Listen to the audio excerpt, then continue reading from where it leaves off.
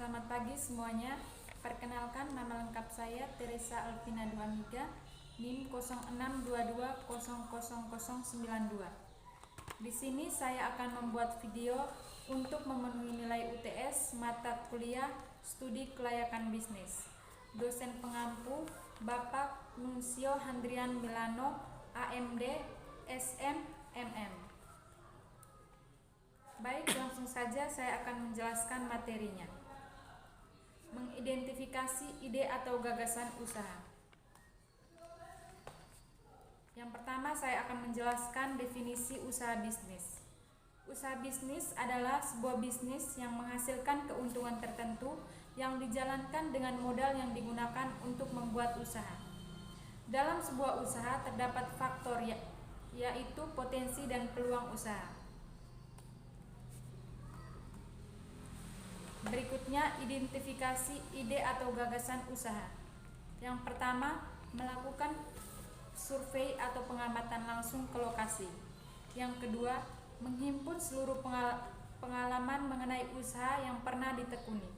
Yang ketiga, membaca, mendengar, atau melakukan diskusi mengenai usaha tersebut. Berikutnya, pengujian ide atau gagasan usaha dari sisi pemasaran dalam melakukan riset pasar. Yang pertama, seberapa besar potensi pasar bisnis yang akan kita masuki.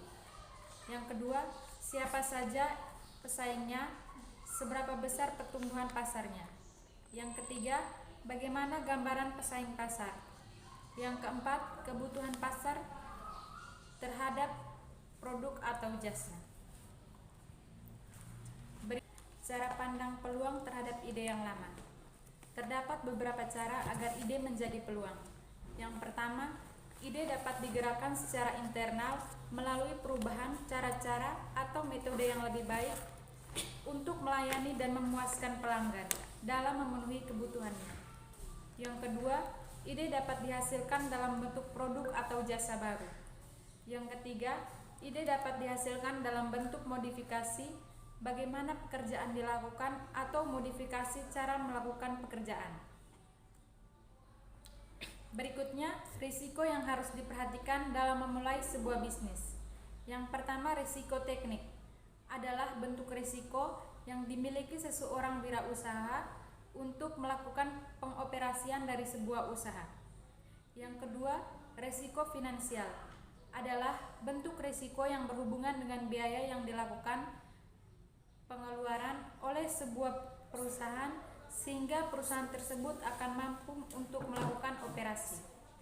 Yang ketiga, risiko pesaing adalah risiko yang muncul dari ketidakpastian yang diciptakan oleh kehadiran para pesaing dengan strategi mereka masing-masing. Berikutnya, tujuan analisa usaha. Tujuan dari sebuah analisis usaha adalah mengidentifikasi kebutuhan bisnis dan menentukan solusi untuk masalah bisnis. Analisa juga berfungsi sebagai pengusaha untuk mengambil keputusan tentang usahanya. Berikutnya, faktor penyebab kegagalan dalam memilih peluang bisnis. Yang pertama, kurangnya objektivitas. Yang kedua, kurangnya kedekatan dengan pasar. Yang ketiga, pemahaman kebutuhan teknis yang tidak memadai. Yang keempat, diabadikannya kebutuhan finansial. Yang kelima, kurangnya diferensiasi produk. Yang keenam, kurangnya memahami masalah-masalah hukum yang tidak memadai. Saja penjelasan materi dari saya. Sekian dan terima kasih.